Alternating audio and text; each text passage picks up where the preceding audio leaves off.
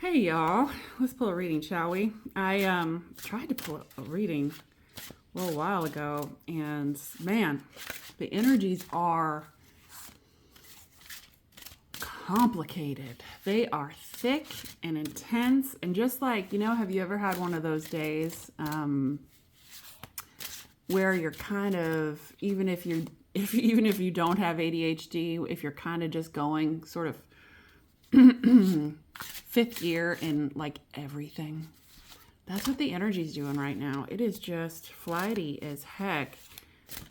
But we're going to do something simple. I want to do a thank you reading for all of my subscribers.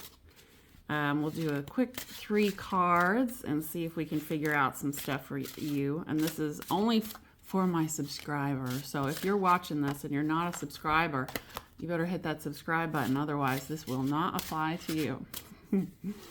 Let's see what's going on with my subscribers and see, maybe, let's do one future card. Let's do a state of the situation with 3, and then we'll do the 4th card as a message from the universe in terms of a future outcome or advice. Oh, that was very quick. Okay, bottom card, 9 of Pentacles. I love that. That's amazing, y'all. Finally, some good readings. All right, 6 of Swords, the High Priestess, Justice,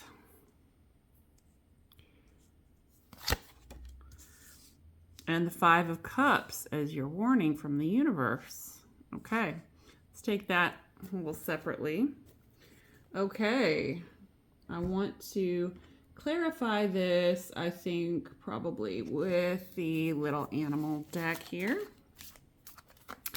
All right, well,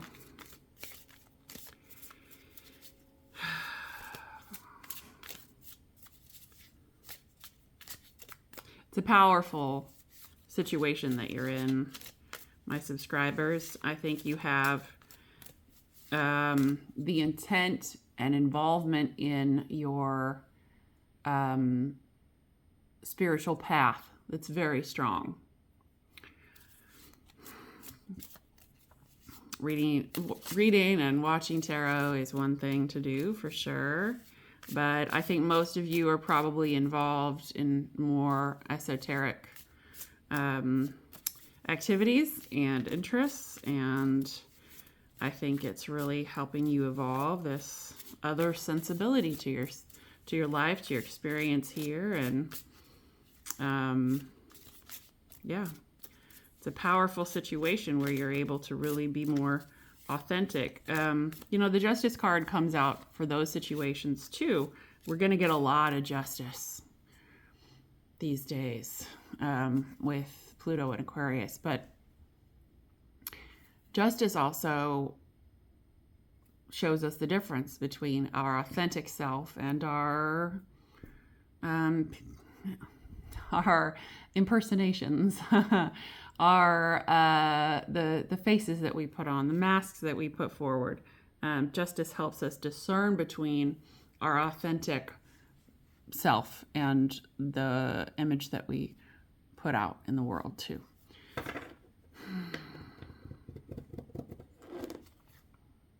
Okay, this is for the High Priestess though. I shuffled and this came for the High Priestess. So we've got a 9 of Wands. Another 5 of Cups. Wow.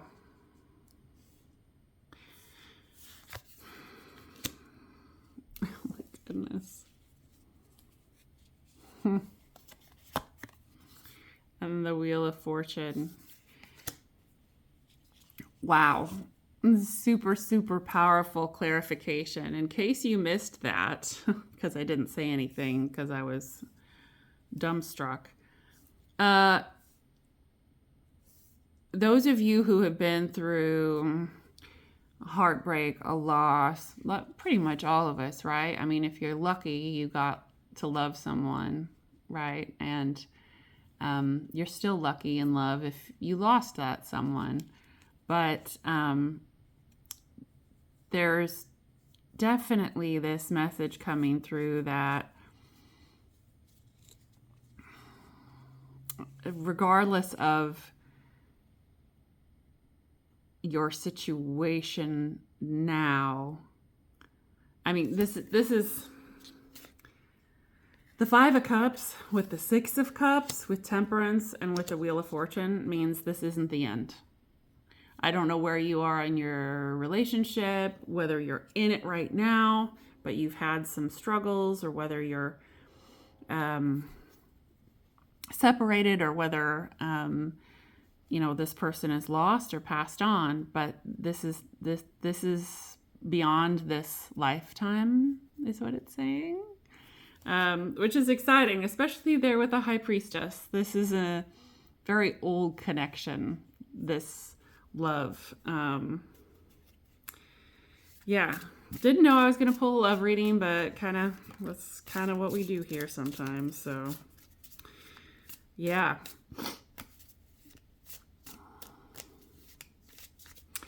I think maybe some of you underestimate the power that your relationships has on your spiritual development. I think because sometimes you've been hurt pretty badly. I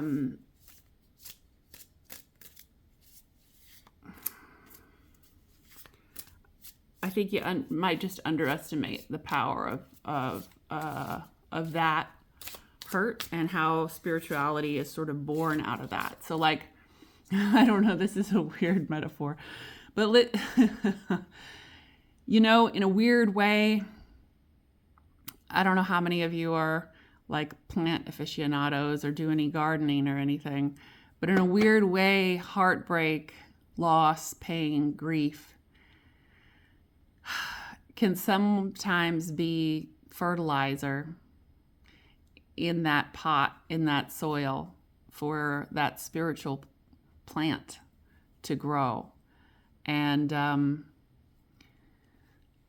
of course, too much fertilizer sometimes makes the plant sick, right? Just like too much grief, heartbreak and such can delay our spiritual progress for a while, because it's a lot to get through that. But I think if we metabolize it correctly, and we teach ourselves through, our spiritual practice, it evolves just like that plant and metabolizes these events that happen correctly. I think it can really help us on our spiritual path. I hope that made sense. Let's pull on the Six of Swords, though. Let's do that. I love the Six of Swords. The Six of Swords is an underrated card. The Six of Swords is about growth. It's about movement. It's about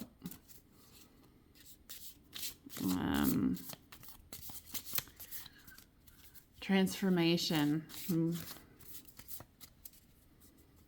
There's a lot of action in that. And it's all about intention, too. There's a lot of intention in the Six of Swords. Okay. Got my whole deck's upside down. Sorry. The Page of Wands. The King of Swords. Okay. Yeah, the Seven of Swords. And the Knight of Cups. Okay. It's so little bit of a flippity flu, because there's a little bit more advice over here. I'm going to pull this since I did 4 cards. Yeah, we'll do 4 cards here too. A little bit of a flippity flu, how, the universe is going to decide which is the 4th card. Little bit of advice here. So in this transformation, in this movement into the spiritual self, I think you have to be really careful not to self-isolate, and really do your best to give everyone else the benefit of the doubt, and also be authentic with them, because I think it's going to help them in the long run. Not everyone's going to understand this. But it's funny, again, with this gardening theme that we have, it's funny planting seeds, you know, you might not even live to see them sprout, but just telling people who you are, where you come from, why you made the choices that you made, can plant seeds that will really take hold in someone's soul and end up becoming part of their life in the future. So I think there's definitely a potential for that if you don't deceive yourself, if you don't work on actively creating a mask and okay.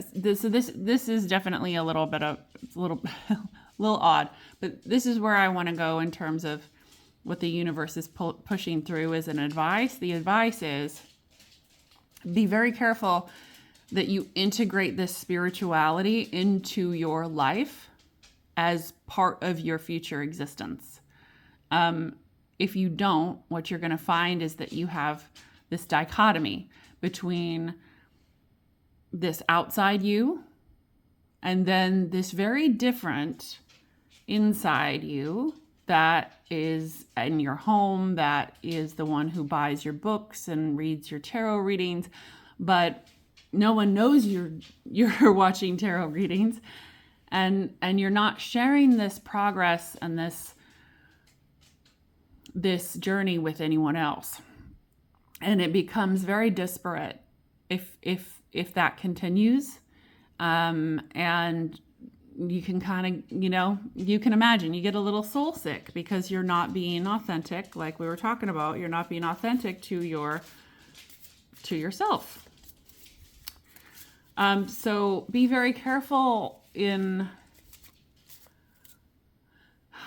the mask that you put on in front of other people.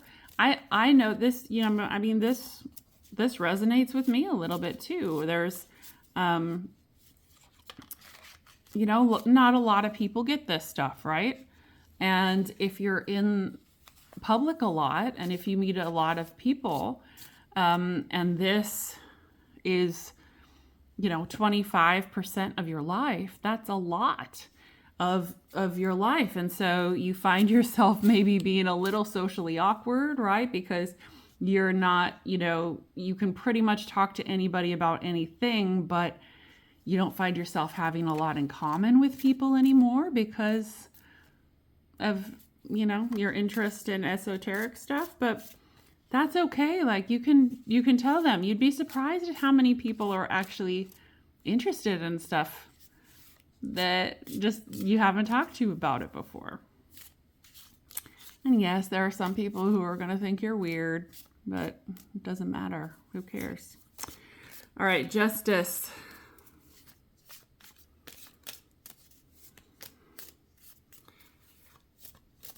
Justice. Why is justice here? It's a lot of advice from the universe right now. She's like, whoa. I don't know. If you just started watching tarot, if you're interested in tarot or reading yourself or... Okay. All right. Here we go. We have the Two of Swords. Yeah. We have the Seven of Wands. We have the Ace of Wands. The Page of Swords. And the Six of Wands. Yeah, a lot of fire in that justice.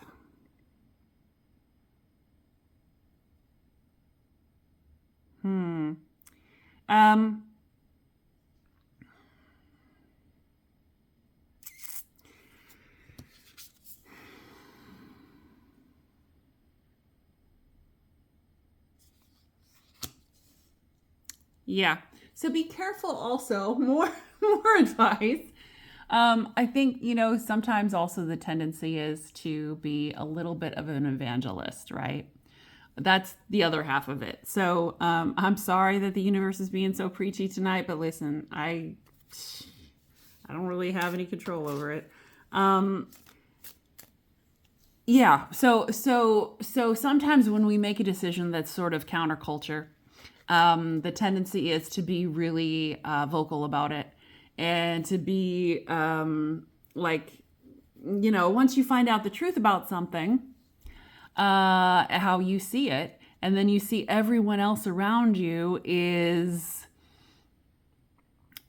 blind to the truth, you try to really promote this new found thing that you have.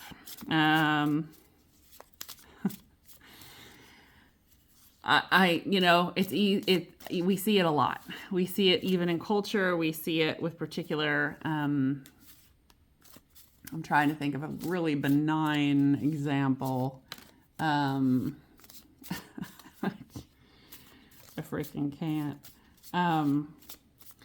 But it's try not to dive in the other way, right? So there's these two ends of it. Is one on one end you're getting into this stuff and you're like creating this alter ego that, on one hand, you're Clark Kent and you go out into the world and you do your business job and you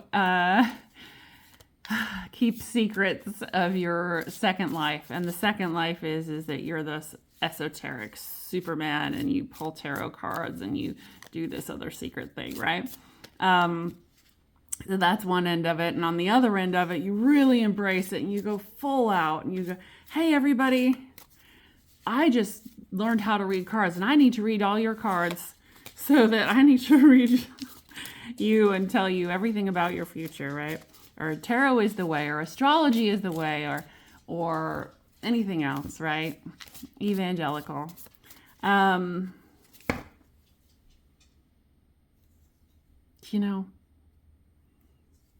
Obviously that's not ideal either, because you're going to turn more people away.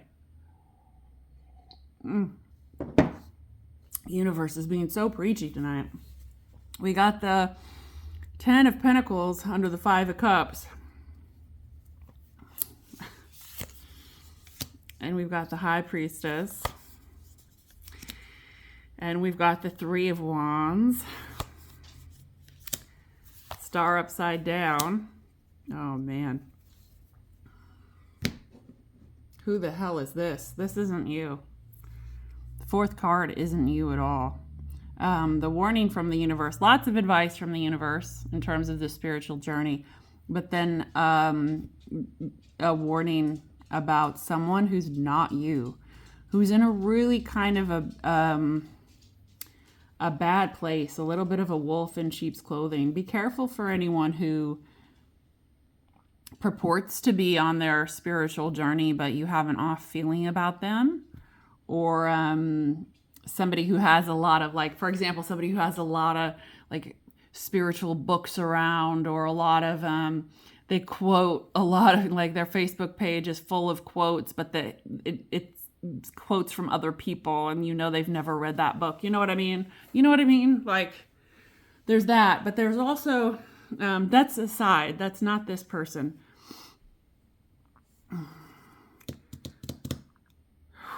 This is really, this is a lot. This is a shadow energy, and I never see the High Priestess as a shadow energy, but that's a shadow energy High Priestess. There can be those too, okay? It's like, not everything is roses and rainbows. Not all cards are good or bad one way or the other. But the High Priestess with the 5 of Cups, with the 3 of Wands, with a reverse star, and with a 10 of Swords, that's a shadowy High Priestess. That's almost as bad as devil energy or worse. I'm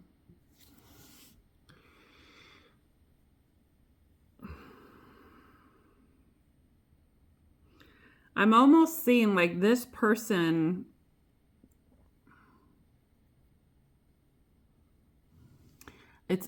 there's a little bit of, man,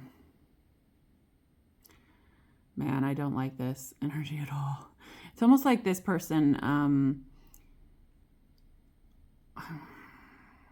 was a bit of a tipping point for you when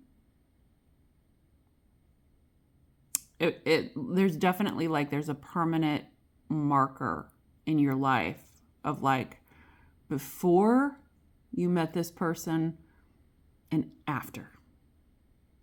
There's a demarcation.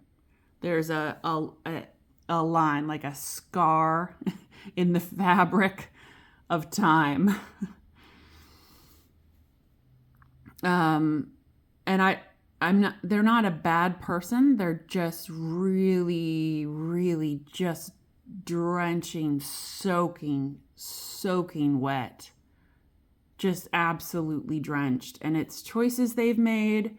It's self-sabotage they've done. It's what they've seen in their life, what they've participated in their life, what they've turned a blind eye to in their life, and then their lack of ambition that's anything other than selfish, and then their manipulation of other people. Listen, I could go on and on and on. They're not necessarily a bad person. There's just a lot of energies that coalesce because they're dripping in this toxicity. And I hate that word in general as a descriptor or an adjective, but man, it's really strong. And it just keeps getting worse. This is what they need. They need a dark night of the soul and a spiritual path, and to get away from the opportunities to indulge in this type of behavior. But it's their life. It's their life right now. And it's almost like they've dug their heels in deeper since you've known them. There's really... And you know, now I know exactly why when I first pulled these 4 cards, why I was like, oh, no. Remember? Roll it back to the beginning. I was like, oh, no. This one's separate. This one's separate. And it is. And they're also very separate from you right now in the energies. I'm looking back at the Wheel of Fortune. Like, this is you right here. They're very, very separate from you in the energies right now. And the divide, I think, is only going to get greater. The more choices that they make in deception and in manipulation, coercion, self-gratification, and the more choices you make down this path, the wider the divide is going to be. And you know how we were talking about this connection, that is, if this person is this connection that you have, this spiritual mini lifetime situation, that divide is it's gonna be something to bridge in the future, whether it's this lifetime or the next lifetime. But this is no bueno right here. They're digging their feet in deeper at this point. It's almost like they've lost so much that they think they have nothing more to lose, and so they keep digging, keep making bad choices, keep lying. The list goes on. And I'm not sure that they're a bad person. They're just making a lot of bad choices, like a lot of bad choices, and they think they're kind of benign, and they think they're a little trickster energy, but it's so much more malicious than that. It like the voices in their head that they're listening to that tell them to do the things that they're doing. That's what I worry about. Not them, not their soul, but the little devil on their shoulder who they're listening to. Because that is trauma and culture informed. That little devil on their shoulder is 100% informed and crafted by trauma and the culture, whatever culture they're coming out of. I don't like it. I'm sorry. I'm really sorry for this person because, you know, it's kind of shitty and rare that we come into this life and we grow up and we sort of de-evolve spiritually, right? Like the whole idea is that we evolve spiritually. And at least we get wiser and more in tune with the authentic self. So, you know, with your newfound spirituality, pray for them. And yeah, that's it, folks. That's it. Thank you so much to my subscribers. Y'all are really cool. I welcome your viewership, and I appreciate you all. And yeah, thank you so much.